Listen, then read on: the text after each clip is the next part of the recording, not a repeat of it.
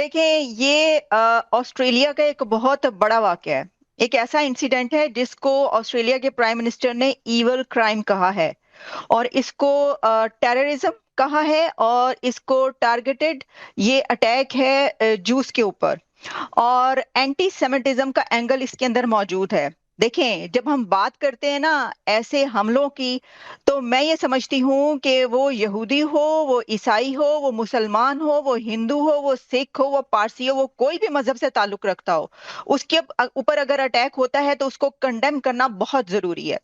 देखिए, जो anti Semitism है वो बढ़ा है पूरे इस वक्त दुनिया में।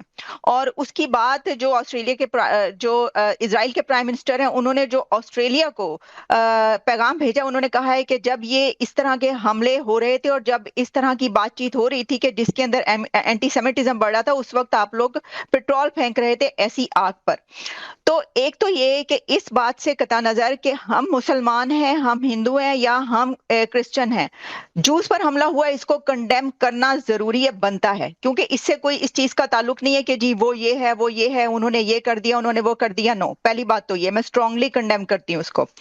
दूसरी बात ये है कि देखिए, आपने एक बड़ी अहम बात की कि एक बाप और बेटा, यानी आप अंदाजा करें कि चलें अगर एक लड़का ये करता तो कहते कि उसका कहीं से जहन बन गया, ये हो गया तो उसने हमला कर दिया। यानी घर के दो लोग, बाप और बेटा, मिलकर भी ये अटैक करने गए हैं।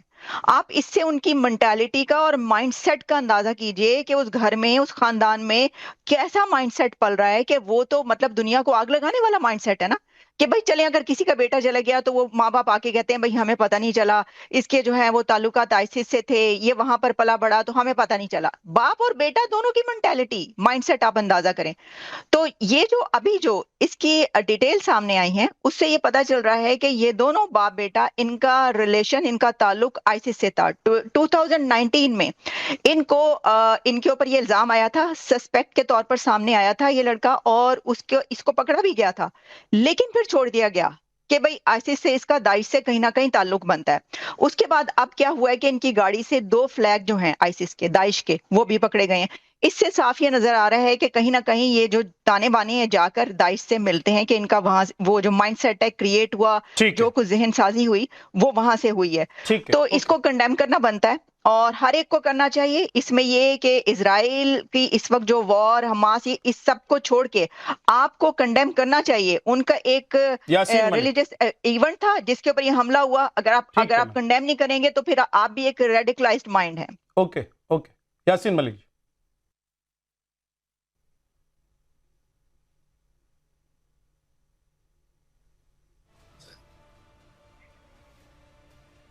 यासीन मलिक, आप मुझे सुन पा रहे हैं? आप क्या उंगली उठा रहे मैं थे, आप कुछ जवाब सवाल देना चाह करेंगे रहे या हैं मैं खुद ही आलिया बोलना को? शुरू करूं? आपकी आवाज मुझे सही नहीं आ रही। आपको अगर मेरी सही आ रही है आवाज तो जरा सुनिएगा कि ये जो इसराइली आपने जर्नलिस्ट बिठाए हुए हैं, इन्होंने अपनी जो है आगाज किया तो मुझे बड़ी गैरत हुई कि ये शख्स बैठ के 12 लोगों की हत्या पे बात कर रहा है। ये वो शख्स बैठा हुआ है जिसके मुल्क के अंदर में सबसे ज्यादा जिसके मुल्क ने फलस्तीन के अंदर मुसलमानों को मारा है। आज मुसलमान कहीं भी यहूदी को देखता है तो वो नफरत की निगाह से क्यों देखता है? इसके पीछे कौन सी फिलॉसफी है? इसके पीछे वही फिलॉसफी है जो आज से 2 साल पहले आगाज होने वाले मामलात से शुरू हुई, जिसमें फलस्तीन के लोगों को मारा गया। और इसके अंदर डिटेल्स में काफी जाया जा सकता है, लेकिन सिंपल सी बात यह है कि जहां पे लाखों मर रहे हैं, तुम्हारे चंद मरे हैं। मैं पहले तो उसको कंडेम करता हूं, ये ऐसा नहीं होना चाहिए, लेकिन ऐसा हुआ क्यों? वजह क्या है? ये शख्स बैठ के कह रहा है कि वो लोग जो इस दुनिया में 1.5 अरब के लगभग है मुसलमान के मुंह, ये शख्स बैठ के कह रहा है कि तुम्हारी इस दुनिया के अंदर जगह नहीं है। ये कौन होता है मुझे बताने वाला कि मुसलमानों की इस दुनिया में जगह नहीं है? दूसरी बात, हिटलर ने जो इनके साथ किया बिल्कुल ठीक किया, और उसके पैटर्न, उसकी किताब के जो आखिरी सफात हैं वो भी ठीक हैं कि ये मैं चंद घटिया छोड़ के जा रहा हूं ताकि तुम लोगों को मालूम हो सके कि मैंने इन लोगों को क्यों छोड़ दिया था। आज अगर कोई मुल्क के अंदर, दुनिया के अंदर टेररिज्म की वजह है तो ये यहूदी हैं, ये इसराइली हैं। बेशक जो उन दोनों बाप बेटे ने किया वो गलत था, लेकिन आपको वो नजर नहीं आया कि पूरे पूरे प्लाजे इन्होंने मार गिराए, पूरे पूरे घर इन्होंने जला दिए, पूरी पूरी बस्तियां इन्होंने उजाड़ के रख दी, और इस घटिया शख्स की स्माइल चेक करें जैसे ये जमीनी खुदा है। उसका बदला इसकी गर्दन पाकिस्तान आधी ले नहीं रहा है। मरोड़ी गई थी, वो हिटलर ने मरोड़ी थी। और हम यासीन क़यामत मलिक पे जी, नहीं जाएंगे कि हम तो इंतजार उसका बदला करेंगे। पाकिस्तान ले रहा है क्या? इस मुल्क के अंदर जनरल सैयद आसिम मुनीर है। उसका बदला पाकिस्तान ले रहा है? मैंने तुम्हारा 15 मिनट शो सुना है। इस मुल्क के अंदर एक आसिम मुनीर बैठा है और इस पूरी दुनिया अरे में सुनो तो सही यासीन मलिक जी, सुनो, के अंदर बहुत सारे लीडर ऐसे मौजूद मैं हैं कह रहा हूं आपने जो आज बातें भी कही हैं, गिच्ची मरोड़ना जानते हैं। वो वक्त दूर नहीं है, वो वक्त दूर नहीं है, वो वक्त दूर नहीं है कि इनकी गिच्ची मरोड़ी जाएगी। ये चंद लाख जो टके मार घटिया दुनिया को तासुब की निगाह से देखने वाले, ये हमें ह्यूमन राइट्स बताएंगे, ये हमें बताएंगे खूब क्या होते हैं, ये हमें अखलाकियात घटिया लोग सिखाएंगे जो बहन और बीवी और बच्चों के बीच में तमीज नहीं कर सकते, ये हमें बताएंगे जिन्होंने प्लाजे के प्लाजे पूरा मुल्क उजाड़ कर रख दिया। आज गजा के अंदर बच्चे खुराक से मरते हैं, ये घटिया लोग वहां पे खुराक नहीं पहुंच। मैं वही पूछ रहा हूं, वही पूछ रहा हूं। संजीव सर, संजीव जी, संजीव श्रीवास्तव जी कर रहे हैं ये दुनिया को घटिया कहेंगे। एक सेकंड रुक जाओ, अब ऑडियो डाउन कर दो यासीन मलिक का। हो गया, प्रवचन सुन लिया। यासीन मलिक ये कह रहे हैं कि क्योंकि यहूदियों ने, इजरायलियों ने ज्यादती की है तो अब मुसलमान मार रहे हैं। तो कुल मिलाकर बात यह हुई कि एक तो पहले ये नाना करते भी एक्सेप्ट कर ले रहे हैं कि हम जो पाकिस्तानी मुसलमान हैं वो आतंकी हैं और हमारा बदला लेने का तरीका आतंकवाद का है, और यहूदियों को हम इसलिए मार रहे हैं क्योंकि इजराइल ने कुछ ऑपरेशंस किए, इजराइल ने अपनी आत्मरक्षा में या सामने वाला जो उसका दुश्मन है उस पर अटैक किया, जिसकी वजह से कुछ लोगों की मौत हुई। संजीव श्रीवास्तव जी। देखिए विद्या जी, सबसे पहले तो मैं आपके चैनल के माध्यम से भी ये जो बॉन्डी बीच में जो आतंकी हमला हुआ है इसकी कड़े से कड़े शब्दों में निंदा करता हूं, भर्त्सना करता हूं, और इस बात को मैं स्पष्ट रूप से कहना चाहता हूं कि ये जो हमला करने वाले जो भी हैं ये शैतान है, ये शैतानी कृत्य है, ये आसुरी कृत्य है, और ये मानवता के दुश्मन है, ये जो यहूदियों के दुश्मन है, ये पूरी मानवता के दुश्मन है। और इस तरीके की जो नफरत वाली जो सोच जिसमें कि दो धर्मों को आपस में लड़ाए जाने की प्रवृत्ति होती है, इसी तरीके की सोच के साथ हमास ने 7 अक्टूबर 2023 को इजराइल के ऊपर हमला किया। और ये जो पाकिस्तान के एक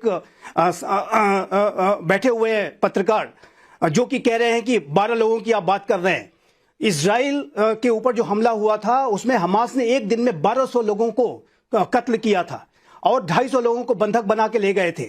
और ये हमला पहले हमास ने शुरू किया था। हमास 2007 से 2023 तक शासन कर रहा था और इजराइल उसके साथ पूरा कोऑपरेट कर रहा था। लेकिन हमास ने आखिर क्यों हमला ये किया?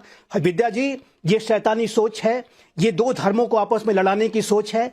जब इजराइल की अरब राष्ट्रों के साथ बातचीत की प्रक्रिया चल रही थी, जिसको कि हम कह रहे थे normalisation process, peace process, regional integration process, I2U2 का इनिशिएटिव आगे बढ़ रहा था, India Middle East Europe economic corridor आगे बढ़ रहा था, इजराइल को यूएई ने रिकॉग्नाइज कर लिया था, बहरीन ने रिकॉग्नाइज कर लिया था, सऊदी अरबिया भी उसे रिकॉग्नाइज करने जा रहा था।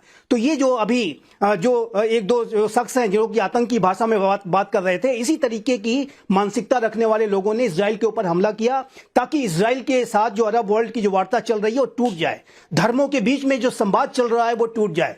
अब्राहम एकॉर्ड्स जब साइन हुए थे 2020 में, तो ज्यूज, मुस्लिम और क्रिश्चियंस के बीच में जो अब्राहमिक रिलीजन तीनों कहे जाते हैं, तीनों के बीच में संवाद की जो प्रक्रिया चल रही थी उसको ये आतंकी तोड़ना चाहते थे। ठीक है। और मैं स्पष्ट रूप से कहना चाहता हूं, ऐसे जो भी लोग जो कि इस तरीके के नैरेटिव को जस्टिफाई करने की कोशिश करते हैं, जैसा कि अभी मैं पाकिस्तान से मैं सुन रहा था, ये आतंकवाद के समर्थक लोग ही हैं। ये आतंकवाद को जस्टिफाई करने की आप कोशिश जो कर रहे थे ये स्वीकार नहीं की जाएगी। ठीक है सर। एक बात मैं और कहना चाहता हूं, कोई जिनोसाइड की बात कर रहा था, सबसे बड़ा जिनोसाइड तो पाकिस्तान की सेना ने बांग्लादेश के ऊपर किया था, उसको भूल गए क्या?